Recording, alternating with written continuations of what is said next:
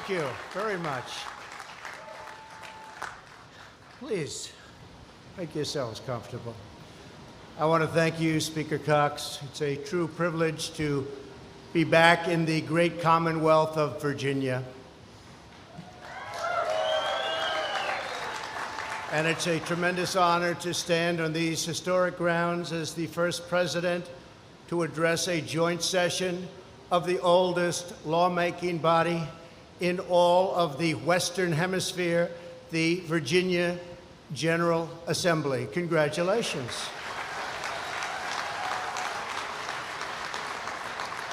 On this day, 400 years ago, here on the shores of the James River, the first representative legislative assembly in the New World convened.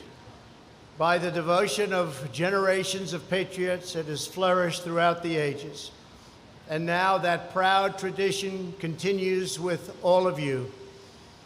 To every Virginian and every legislator with us today, congratulations on 4 incredible centuries of history, heritage, and commitment to the righteous cause of American self-government. This is truly a momentous occasion.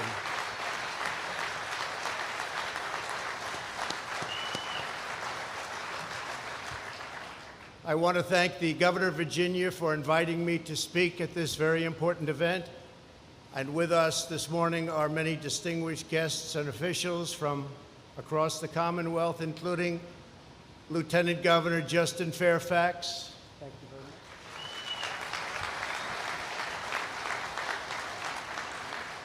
Speaker Kirk Cox. Thank you, Kirk. Thank you. Thank you. Thank you, Kirk. Senate Majority Leader Tommy Normand. Thank you. Thank you. Tommy. Thank you. And members of the host and other federal, state, local, and tribal leaders, all with us today. Thank you very much.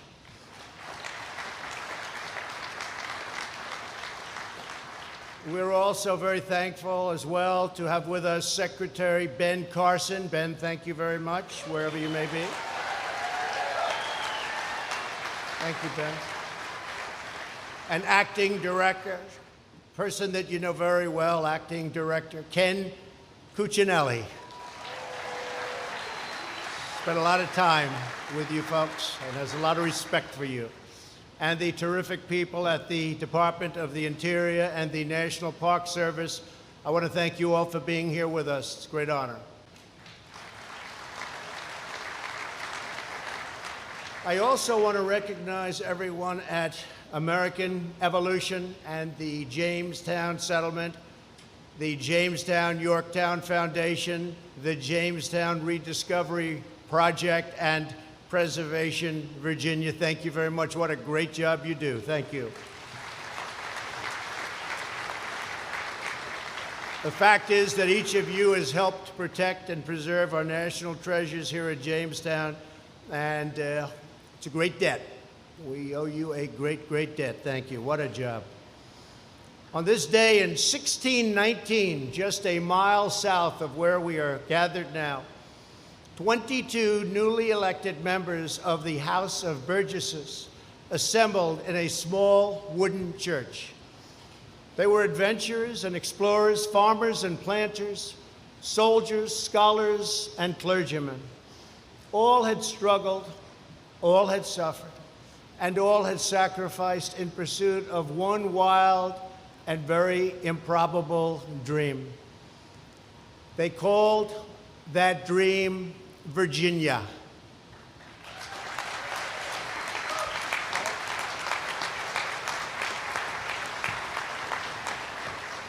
It had been only 13 years since 3 small ships, the Susan Constant, the Godspeed, and the Discovery, set sail across a vast ocean. They carried 104 settlers to carve out a home on the edge of this uncharted continent. They came from God and country. They came in search of opportunity and fortune, and they journeyed into the unknown with only meager supplies, long odds, and the power of their Christian faith. Upon reaching Cape Henry at the mouth of the Chesapeake Bay in 1607, a long time ago, the first men of the Virginia Company erected a cross upon the shore. They gave thanks to God and asked his blessing for their great undertaking. In the months and years ahead, they would dearly need it. The dangers were unparalleled. The Jamestown settlers arrived in America amid one of the worst droughts in over 7 centuries. Of 104 original colonists, 66 died by the year's end. During the third winter, known as the starving time, a population of up to 500 settlers was reduced to 60. By spring, those who remained were in search of whatever they could get to survive, and they were in dire trouble. They left Jamestown deserted. They just sailed away, never to come back. But they had not gone far down the James River when they encountered the answer to their prayers, ships bearing a year's worth of supplies and more than 300 new settlers. As we can see today on this great anniversary, it would not be the last time that God looked out for Virginia. Together, the settlers forged what would become the timeless traits of the American character. They worked hard, they had courage and abundance, and a wealth of self-reliance. They strived mightily to turn a profit. They experimented with producing silk, corn, tobacco, and the very first Virginia wines. At a prior settlement at Roanoke, there had been no survivors, none at all. But where others had typically perished, the Virginians were determined to succeed. They endured by the sweat of their labor, the aid of the Powhatan Indians, and the leadership of Captain John Smith. As the years passed, ships bearing supplies and settlers from England also brought a culture and a way of life that would define the New World. It all began here. In time, dozens of brave, strong women made the journey and joined the colony. And in 1618, the Great Charter and other reforms established a system based on English common law. For the first time, Virginia allowed private land ownership. It created a basic judicial system.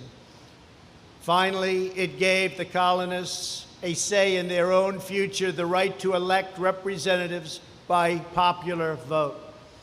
With us today, in tribute to that English legal inheritance, is the former clerk of the British House of Commons, Sir David Natzler.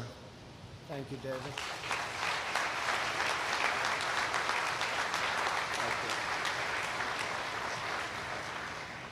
Sir David, we're thrilled to have you with us. Thank you very much for being here. Thank you very much, David. At that first American Assembly in 1619, the weather was so hot that one legislator actually died. Mercifully, the session was cut very short. But before adjourning, the Assembly passed laws on taxation, agriculture, and trade with the Indians. With true American optimism, the Assembly even endorsed a plan to build a world-class university in the still rugged wilderness. It was a vision that would one day be fulfilled just miles from here at one of America's earliest educational institutions, the esteemed College of William and Mary. Great place. Great place. As we mark the first representative legislature at Jamestown, Our nation also reflects upon an anniversary from that same summer 4 centuries ago. In August 1619, the first enslaved Africans in the English colonies arrived in Virginia.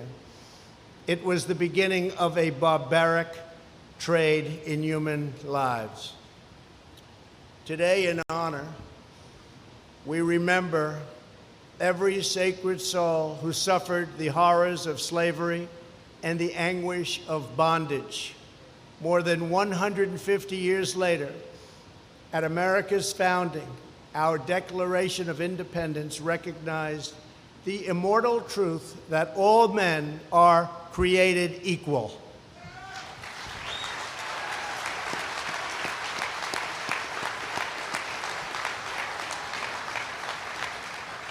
Yet it would ultimately take a civil war 85 years after that document was signed to abolish the evil of slavery. It would take more than another century for our nation, in the words of Reverend Martin Luther King Jr., to live out the true meaning of its creed and extend the blessings of freedom to all Americans.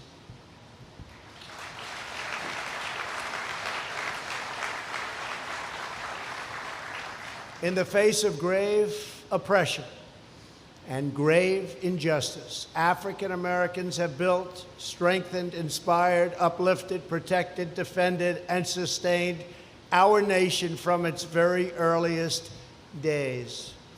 Last year, I was privileged to sign the law establishing a commission to commemorate the arrival of the first Africans to the English colonies and the 400 years of African American history that have followed. That was an incredible day. That was an incredible event. Today, we are grateful to be joined by that commission's chairman, Dr. Joseph Green. Thank you, Dr. Green, please.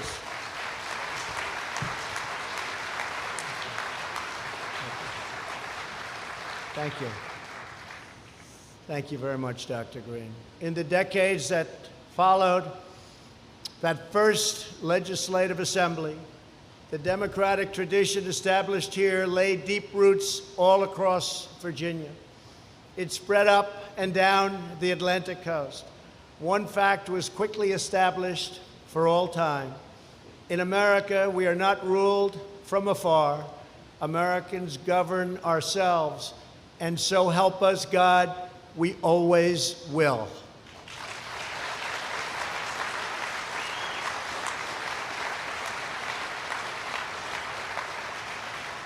Right here in Virginia, your predecessors. President, you can't send us back. Virginia is our home. Mr. President, you cannot send us back. Virginia is our home.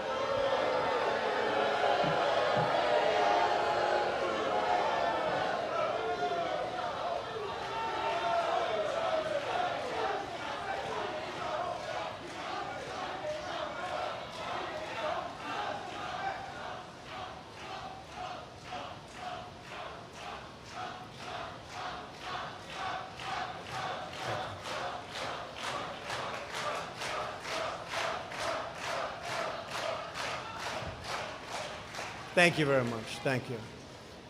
Right here in Virginia, your predecessors came to Williamsburg from places you all know very well. They were names such as George Washington from Fairfax County, Thomas Jefferson from Albemarle County, James Madison from Orange County, James Monroe from Spotsylvania County, Patrick Henry from Louisa County, George Mason from Fairfax County, George Wythe, W-I-T-H. It's a great name. From Williamsburg, and Richard Henry Lee from Westmoreland County. Incredible names. Incredible names.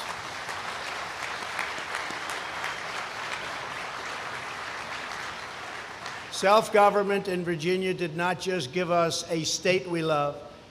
In a very true sense, it gave us the country we love, the United States of America. So true. Thank you very much.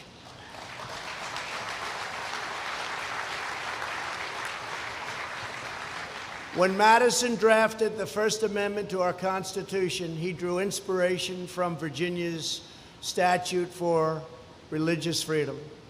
As John Adams wrote in Philadelphia just before the adoption of the Declaration of Independence, we all look up to Virginia for examples. Great. So great.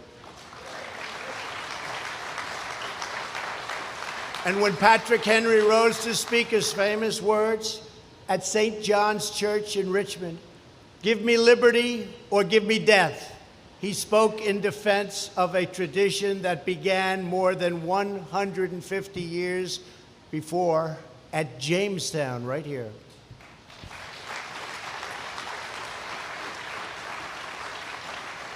It was a heritage those patriots would fight a long war of independence to defend, and it is a heritage that countless Americans have fought and died for to secure in all of those centuries since.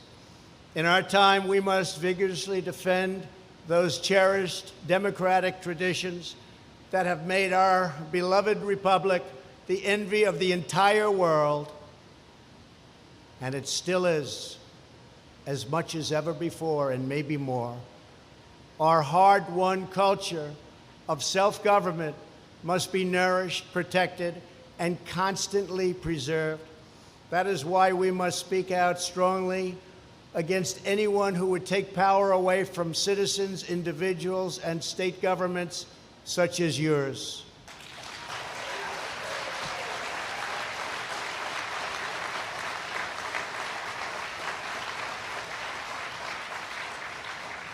In America, the people will forever rule, the people will forever reign, and the people will forever be sovereign.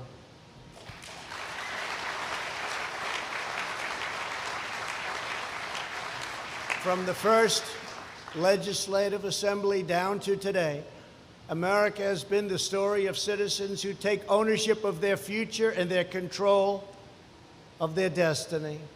That is what self-rule is all about.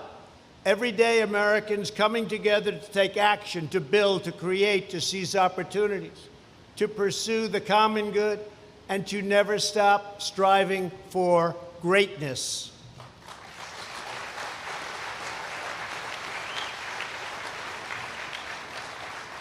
Four centuries ago, one early voyager to Jamestown captured the spirit of confidence and daring that has always powered our great experiment in self-government.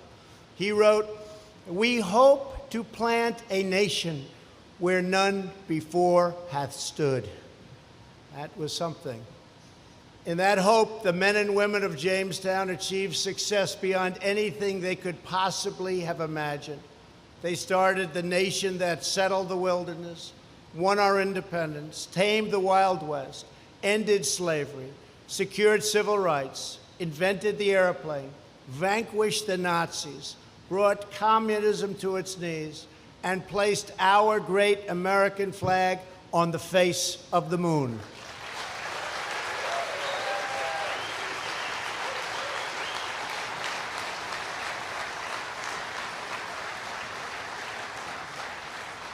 And in a program that's just started, someday very soon, American astronauts will plant our beautiful stars and stripes on the surface of Mars.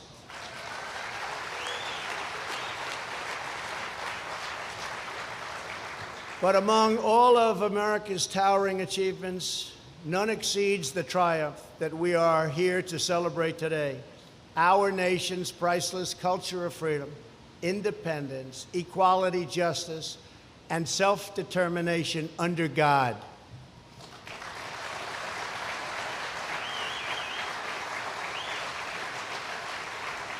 That culture is the source of who we are. It is our prized inheritance. It is our proudest legacy. It is among the greatest human accomplishments in the history of the world. What you have done is the greatest accomplishment in the history of the world, and I congratulate you. It started right here.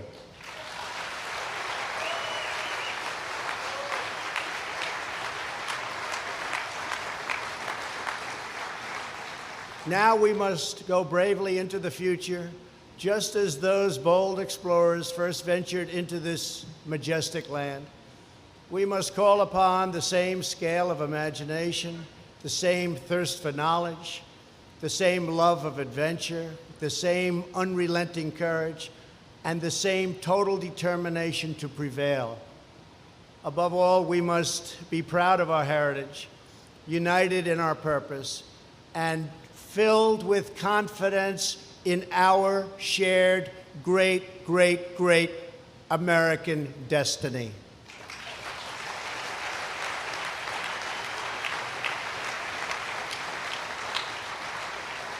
For in America, no challenge is too great, no journey is too tough, no task is too large, no dream is beyond our reach. When we set our sight on the summit, nothing can stand in our way. America always gets the job done. America always wins.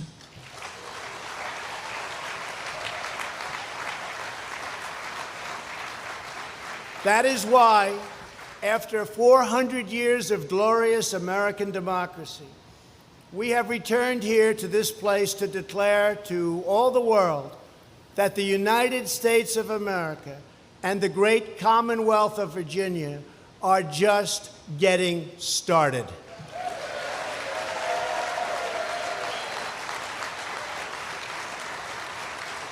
Our future is bigger, bolder, better, and brighter than ever before.